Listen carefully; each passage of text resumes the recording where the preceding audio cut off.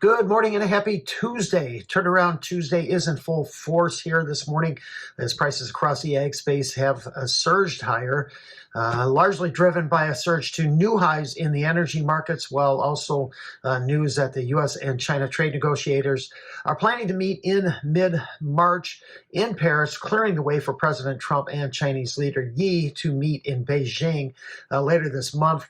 Speculators sold the Sunday night rally on fears that the Trump-Yi meeting would be canceled due to U.S. and Israeli military operations in Iran. News that the Strait of Hormuz has been closed has fueled the surge in energy prices. Spot crude right now, that's up $5.15 a bushel, 76.40, holding just below the highs from last summer, at 78.40.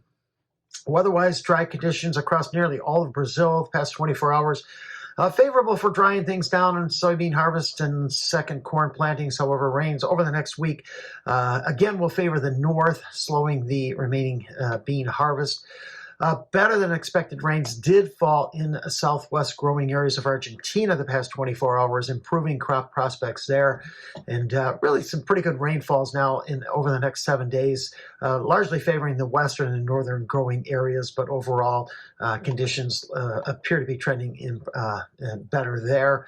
In the U.S., waves of precipitation are expected to move across the midsection of the country this week. Heaviest totals in the stretch from the southeastern plains into the central and eastern corn belts.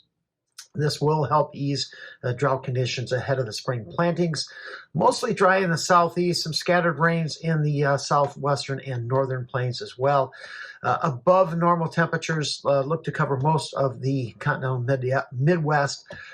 By mid to late this week, the U.S. dollar, that has surged to a fresh 6-week high, while U.S. stock indices are looking sharply lower, 1.5 to 1.75% lower. So what we're looking at there, May corn up 5 1/4 at 4.51, still holding within yesterday's range. New crop Ds, however, did trade to a 9-month high. We've got funds pretty much flat after selling yesterday.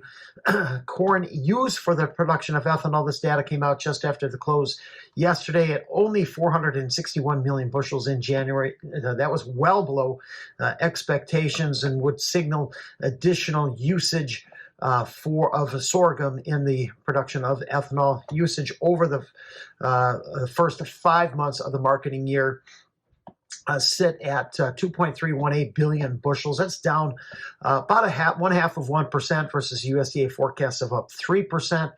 So I think we're starting to look at perhaps a reduction from the USDA in the corn used for ethanol category.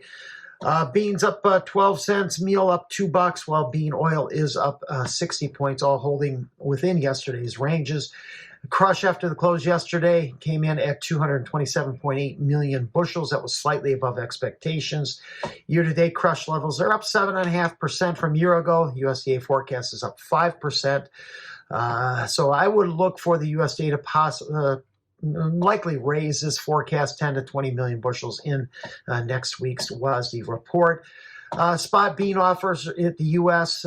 Gulf are running about $1.30 over Brazil. That does slip to about 85 cents by June, but I think it'd be very unlikely under these pricing dynamics for China to buy more U.S. soybeans. We are seeing a trend lower now in Brazilian production due to some dry issues in the south, most coming in just below the USDA forecast at 180 million metric tons. Wheat prices range from about 2 to 6 better. Kansas City leading the way there. Australia's Department of Agriculture did raise their 25-26 production forecast to 36 million metric tons, still just a touch below the USDA's 37 million metric ton forecast. Thanks for listening, everyone. Have a great day.